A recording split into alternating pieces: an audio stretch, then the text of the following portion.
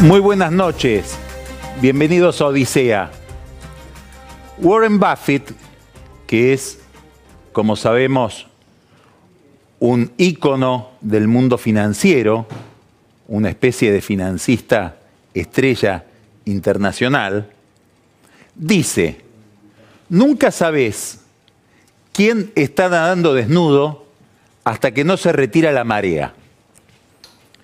Con esta cita de Buffett, inicia hoy su primer editorial, el Financial Times. Se está refiriendo a los mercados emergentes, al fortalecimiento del dólar que hizo que hubiera una marea de dinero que se retirara de esos mercados para ir a activos que se ven más rentables y de mayor calidad. En el centro de ese conjunto de mercados o de países, la Argentina, a la que le presta atención este editorial del Financial Times. Y se pregunta, ¿qué es lo que quiso hacer el Banco Central, que utilizó 5.000 millones de dólares para conservar o defender un valor de la moneda que estaba, un valor del dólar que estaba muy atrasado, es decir, un precio demasiado bajo? Sugiere el diario que le hubiera convenido dejarlo correr. Poner después, derrotado en esa pulseada de divisas, una tasa del 40%, que dice el Financial Times, no sabemos si es para calmar o para aterrorizar al mercado. Una jugada que fue el único banco central que la hizo, de pretender usar las reservas para defender la moneda en una corrida que fue internacional. En el centro de la escena, Federico Sturzenegger, que está siendo muy objetado por la prensa extranjera especializada. Después nos vamos a referir más específicamente. La pregunta es, la primera pregunta de las muchas preguntas que nos vamos a plantear ahora respecto de este problema: ¿la cuestión se superó? No sabemos. ¿Por qué no sabemos? Porque hoy el dólar empezó hacia la baja, pero después terminó subiendo y cerró más caro en el mercado mayorista de lo que había cerrado el viernes pasado, cuando los bancos estaban estimulados, obligados a desprenderse de los dólares que les sobraban. Y además el central tuvo que volver a tocar la tasa. Quiere decir que el problema no está superado. Dos preguntas entonces: ¿qué se quiso hacer? ¿Tuvo sentido lo que se tuvo que hacer? ¿Fue la jugada correcta? Y segundo, ¿lo que se hizo sirvió para superar el problema o el problema sigue ahí? ¿Qué pasó? ¿Qué es lo que está pasando con la economía argentina a partir de esta crisis financiera, de esta corrida que vimos la semana pasada y que aparentemente sigue inquietándonos? Muchas explicaciones, básicamente tres, de distinta superficialidad, de distinto calibre conceptual, intelectual. La primera, la más sencilla de todas, un poco ligada a lo que señala el Financial Times, también ligada a un artículo muy duro que hay en Bloomberg hoy de un economista que se llama Mohamed El-Erian, ligado también a la postura y a la conducta de Sturzenegger. El central argentino se equivocó en la jugada durante la corrida. Esta sería la primera explicación. Se movió mal, terminó perdiendo, poniendo la tasa en un lugar insostenible y deshaciéndose de una cantidad extraordinaria de reservas para defender un valor de la paridad cambiaria que no había que defender. Esta es la primera explicación y, como digo, la más superficial, probablemente la más trivial. Están los que dicen, no, hay que mirar un poquito más abajo. ¿Qué hay que mirar? Toda la conducta del Banco Central. Es decir, toda la estrategia de Sturzenegger durante estos años y sobre todo durante los últimos meses. ¿Por qué? Porque no es fácil preverlo. No es fácil predecir cuál es su lógica. Por lo tanto, no está tan claro qué es lo que está pensando de la escena, de la circunstancia en la que le toca mover. No está tan claro su diagnóstico. Por lo tanto, tampoco se desprende de ese diagnóstico una estrategia correcta. ¿Por qué? Porque decía que no iba a intervenir en el mercado de cambios, que justamente la libre flotación era la que nos protegía de cualquier evento externo, de cualquier shock internacional, pero terminó en los últimos meses interviniendo. Juraba por las tasas altas, le hicieron bajar la tasa, después la volvió a subir. La inflación que prometía no la podía cumplir. Muchos dicen, pero ¿por qué pusieron la tasa del 15% en diciembre si es incumplible? Son los mismos, curiosamente, que dicen que hubo un error en cambiar la tasa, cuando la del 12%, que era la anterior, era mucho menos alcanzable que la del 15%. También hay una especie de confusión de muchos críticos de toda esta política. Pero en definitiva, un banco central que se mueve erráticamente, no está claro si decide intervenir o no intervenir, subir, bajar la tasa, no está clara la interpretación que tiene del fenómeno que quiere corregir. Probablemente haya una pregunta detrás de esta.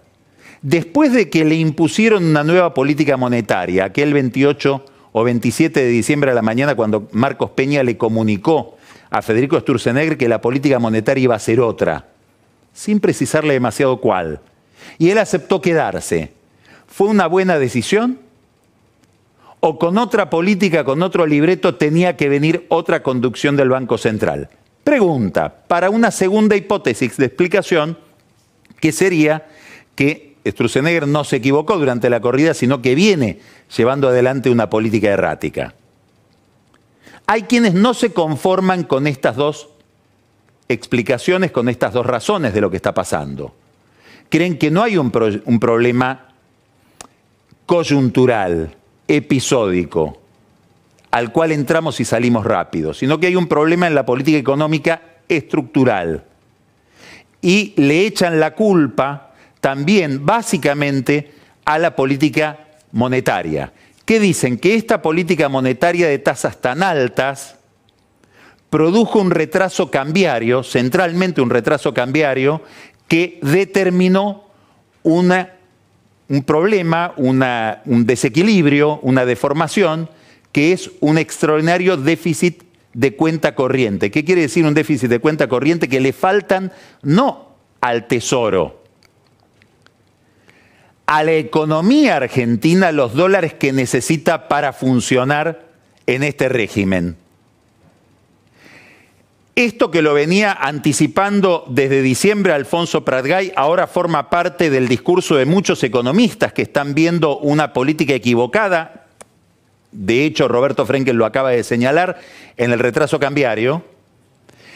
Es un problema de mayor dimensión y más estructural, porque ¿qué señalan? Que cuando el mercado se retira la marea, se pone en duda en determinado momento si conviene seguir invirtiendo en ese país porque hay una opción más interesante.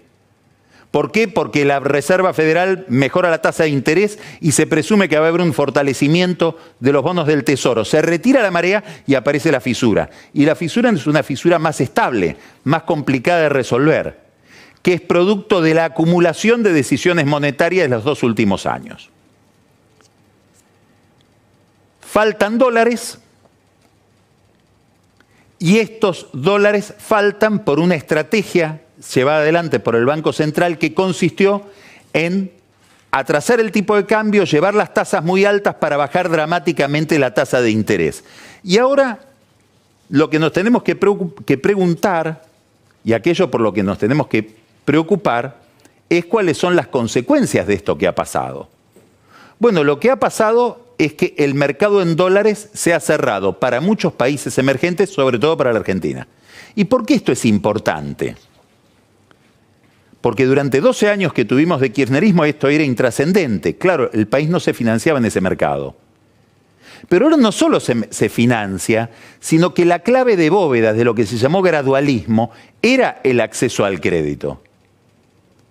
Es decir, el gobierno pensó, en el primer momento en que pensó su política económica, que un ajuste fiscal dramático, drástico, severo, no solamente era imposible, sino que además era inconveniente porque iba a aumentar la recesión heredada del último periodo de gobierno, sobre todo el último año de Cristina Kirchner, y al aumentar la recesión íbamos a recaudar menos y el déficit fiscal, en vez de achicarse, se iba a ampliar. Por lo tanto, no es que el gobierno no tiene los instrumentos políticos para ir a una política de shock, sino que si los tuviera tampoco debiera ir hacia ella.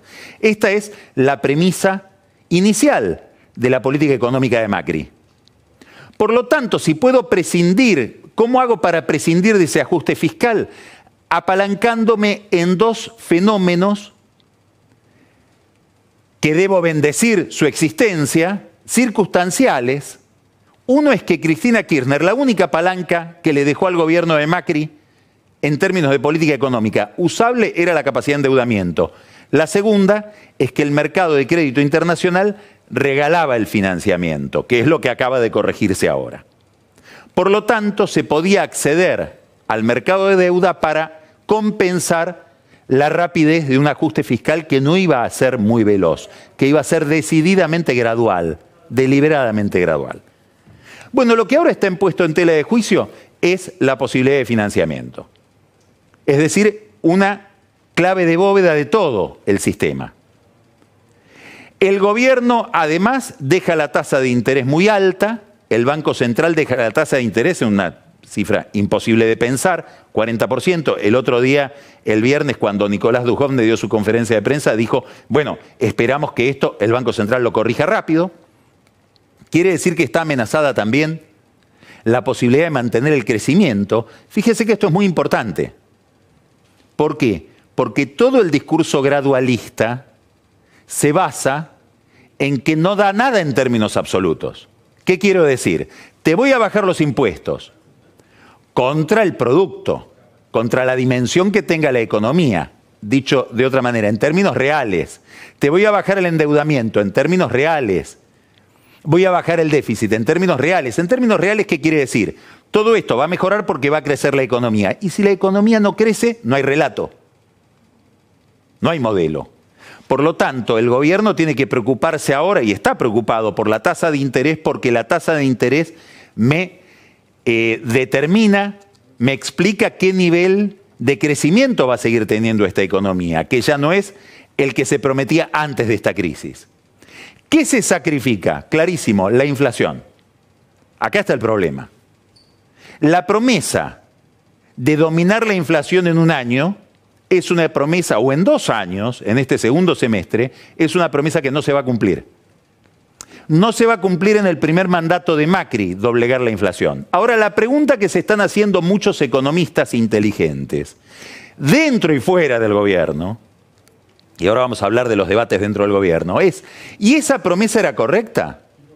¿O era una promesa incorrecta? Haber apostado tanto desde el comienzo, cosa que está en el centro de la política de Sturzenegger, a bajar dramáticamente la inflación, ¿no fue un error? ¿No me aumentaba el déficit fiscal si yo bajaba la inflación dramáticamente de un año a otro? ¿Qué experiencias internacionales existen de esa baja de la inflación tan dramática?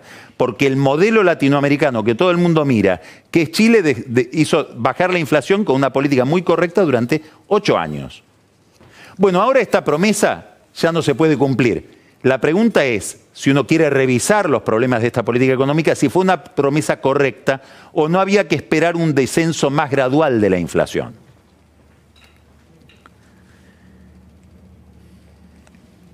Se retiró la marea, aparece desnuda la política monetaria y la política económica de Macri, y aparece desnuda otra dimensión de la política económica, el método de Macri.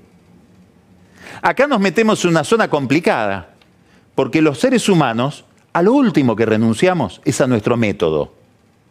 Nuestro método está ligado no solamente a preferencias intelectuales, a razonamientos, a estrategias. Está relacionado muchas veces a nuestros miedos, a cuestiones emocionales, a herramientas de las que no nos podemos desprender, no es que no nos queremos desprender. Bueno, Macri tiene un método que es incuestionable porque es el de él. Finalmente es él el que gobierna y es a él a quien han votado. Por lo tanto, no hay mucho derecho a decirle cómo debe gobernar, con qué método. Eso no quiere decir que el método no esté siendo puesto a prueba. ¿Qué es lo que está siendo puesto a prueba? ¿La inexistencia o la falta, la carencia de un mega ministro de Economía? no tanto eso, que mucha gente lo reclama, alguien que pueda haber equilibrios generales, sino más bien un método de toma de decisión donde para que se tome una determinación se necesita el consenso por lo menos de 7 personas. Macri, Marcos Peña, Mario Quintana, Gustavo Lopetegui, Federico Sturzenegger, Nicolás Dujovne y Luis Caputo. Es decir, ministro de Hacienda, ministro de Finanzas, presidente del Banco Central, 2 vicejefes jefe de gabinete y presidente. Si no existe ese consenso, no hay medida. Es difícil encontrar un consenso nítido entre gente que piensa distinto, pero además es difícil tomar resoluciones solo cuando se encuentra un consenso de por lo menos 7 u 8 personas. En la reunión que hicieron hoy a la tarde para demostrar espíritu de equipo, además agregaron a 2 más. Estaba el ministro de Transportes y el ministro de Producción, Cabrera, y el ministro de Energía, Aranguren.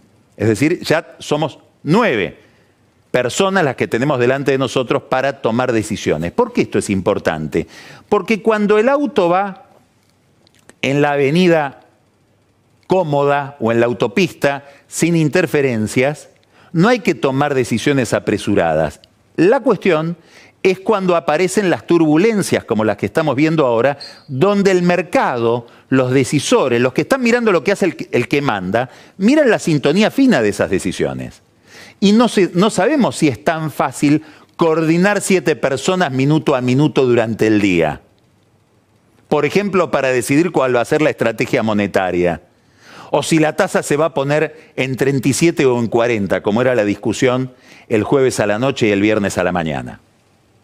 Signo de interrogación sobre un método que Macri aplica a otras áreas, porque tampoco sabemos quién es el titular de la obra pública en la Argentina. Si es Aranguren, si es Dietrich con los corredores viales, si es Frigerio con la obra pública. Digamos, hay una tendencia a la fragmentación, en la cual él se siente cómodo. El problema es cuando el auto toma velocidad y hay que tomar determinaciones rápidas. A este problema se suma el de visiones enfrentadas. Daría la impresión de que Macri no conoce demasiado que dentro de su gobierno hay visiones distintas respecto de la política monetaria, pero debería saberlo. ¿Por qué? Y porque en diciembre pasado, el 28 de diciembre, cuando hubo una dramatización en la cual lo sentaron a Sturzenegger en una conferencia de prensa de 4 personas y no le dejaron siquiera anunciar a él cuál iba a ser la nueva meta de inflación, fue evidente para todos que ahí se ponía en escena una contradicción entre la jefatura de gabinete, concretamente entre Mario Quintana y la política monetaria del Banco Central. Y esto lo sabe todo el mundo dentro del gobierno. Por lo tanto, es más difícil coordinar cuando hay conceptos distintos. Y este problema no tenemos ningún indicio de que se haya resuelto desde el punto de vista conceptual. Entonces, primero tenemos un problema de política económica, segundo, un método que también ha sido puesto en tela de juicio, y ahora una característica principal del gobierno que tenemos hoy en la Argentina, que es un gobierno de coalición. Un gobierno de coalición con partidos que tienen formatos distintos, porque no es una coalición a la alemana o a la chilena donde hay 2 partidos orgánicamente constituidos como partidos, con rituales de partidos y procedimientos y tomas de decisión partidarios. No. Es el PRO, que es un partido personal, como puede ser el partido de Piñera en Chile o el partido de Berlusconi en Italia, partido que se referencia en una persona que es Macri. Un partido, podríamos decir irónicamente, sin ofender a nadie, unipersonal, que es la coalición cívica, con Carrió, que es muy difícil que tenga que consultar a alguien para tomar una determinación o decir algo, combinados con un partido que desde la muerte de Raúl Alfonsín carece de un líder nítido, un partido horizontal, burocrático, una maquinaria política tradicional, de manual de los años 30, el radicalismo. Bueno, cuesta coordinar todo esto. Es decir, que no solamente hay que coordinar al equipo de gobierno, después hay que coordinar la alianza gobernante. ¿Y por qué es tan importante? Por lo siguiente, que es elemental. Si Carrió me dice que no está de acuerdo con algo, por ejemplo las tarifas, o los radicales me dicen que no están de acuerdo con algo, por ejemplo las tarifas, o ahora la política monetaria, una tasa de interés recesiva, todos estos planteos van a aparecer de un momento a otro, no le puedo pedir a Miguel Pichetto o a Diego Bossio o a Juan Manuel Urtubey, mucho menos a Cristina Kirchner, que jamás lo haría, que esté más cerca de la posición oficial que lo que están los aliados. Le voy a decir algo un poco irónico. Es probable que Miguel Pichetto, si uno lo hipnotiza, esté mucho más convencido de la política económica de Macri que el radicalismo, o que el promedio del radicalismo. Pero en la obra de teatro, los papeles se redistribuyeron o se distribuyeron de otra manera. Por lo tanto, Pichetto no puede estar más cerca de Macri que lo está, por ejemplo, el gobernador Alfredo Cornejo de Mendoza. Por lo tanto, convencer a Cornejo, lograr el consenso interno, tener adentro a Carrió, disminuir las disidencias, se convierte en un objetivo estratégico del gobierno, que da la impresión del gobierno registra. Por eso hoy hubo una reunión de la mesa de Cambiemos para empezar a sintetizar todas estas posibles disidencias que aparecen cuando uno ya no puede cumplir todas las promesas que hizo. Y esto ahora se vuelve más importante, ¿por qué? Porque sea por un espejismo, o porque miran otra realidad con mayor realismo, o porque la realidad ha cambiado, el peronismo, que había determinado que el 2019 estaba escriturado para Macri, ahora con esta turbulencia y con estos problemas sobre todo de inflación, empieza a conjeturar si no hay un espacio en el 2019 para un balotaje que fuerce a Macri a discutir la reelección de manera menos tranquila de lo que lo venía haciendo hasta ahora. Quiere decir que ha cambiado no solamente la escena económica, se retiró la marea y aparecieron las fisuras, sino que además, como consecuencia de esa variación, está cambiando el juego de poder, la configuración de la política y las relaciones de fuerzas entre los distintos actores. En medio de todo este panorama, cambian también los valores, la agenda. Si tengo menos economía para dar, si te tengo que pedir que ahora me esperes hasta el segundo semestre del año que viene o el otro, porque la inflación este año va a ser bastante parecida a la del año anterior, me tengo que cuidar mucho en lo otro que te ofrecía: institucionalidad, transparencia, regeneración de la política. Esta agenda se va a convertir en una agenda muchísimo más importante en la medida en que las prestaciones económicas sean más frustrantes o mediocres. Y aquí también parece haber poca síntesis, muchos decisores.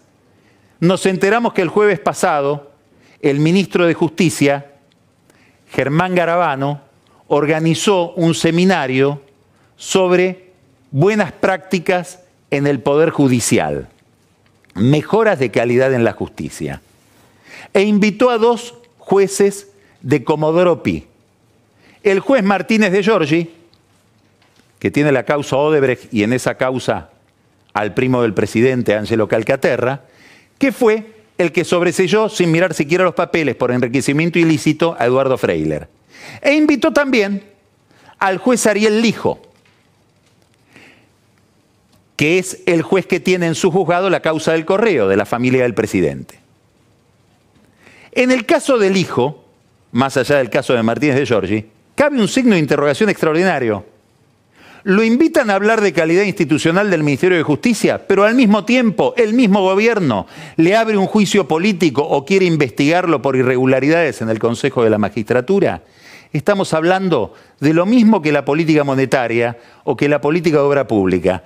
Muchas cabezas, visiones contradictorias, en un momento en que la lupa se puso sobre Macri.